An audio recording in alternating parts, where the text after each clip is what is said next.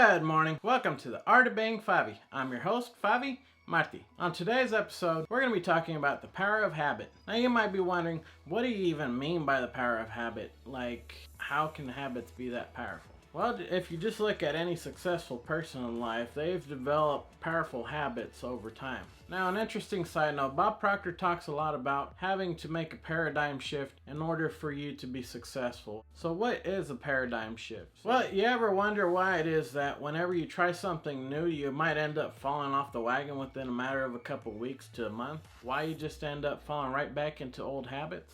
An interesting fact that most of us really usually never think about is that we live most of our lives on autopilot. That's to say, like 90% or maybe even more of our life is spent on autopilot. A quick example is whenever you're driving on the highway and then you're on your way to work or you're on your way home and you're almost getting home and all of a sudden you're like, oh man, what just happened? Where did the last 5 miles go? So the reason why I find this interesting is we live most of our lives through our subconscious, and yet we don't really spend much time thinking about what it is that we have in our minds. It's one of those things that really kind of messes with you, especially when you don't ever really think about why it is that you react to certain situations the way that you do. So how can we create more empowering subconscious ideas, or put these subconscious ideas into our mind, the ones that we actually want, not the ones that we've come to believe, whether it be our parents telling us how lazy we were when we were growing up, or our teachers telling us that we might not ever amount to anything. So the best way that I know of is by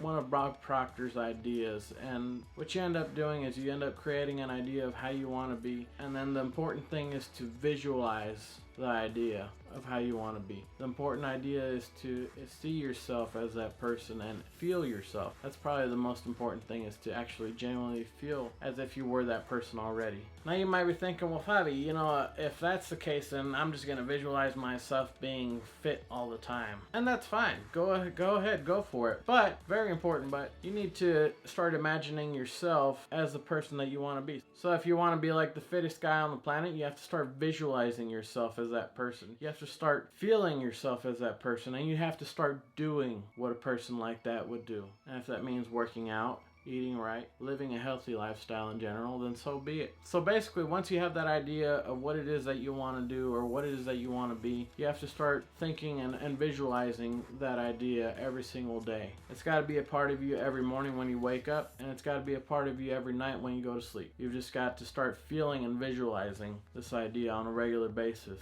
And eventually, especially if you do it at night, it'll trickle down into your subconscious mind. Your mind will begin to think of, okay, this is who I really am. Not this is who I'm pretending to be, but this is who I really am. This is how I respond to situations. Not how I would have reacted to situations in the past, but this is how I respond to them. A very important side note, you want to start small. You don't want to overload yourself with, I have an idea of being this, I have an idea of being that, I want to lose 20 pounds, and I also want to be a multimillionaire, and I want to be... You can find a way, and I'm sure you can, find a way to put all these things together seamlessly and build that persona. But I would argue that it's more important to just do one little thing at a time and let all those habits build over that process of time than trying to overwhelm your conscious and your subconscious mind by trying to build all these things just because you feel a certain type of way about the situation. So after a while of doing this creates a habit. And that's the end of the video. Okay, goodbye.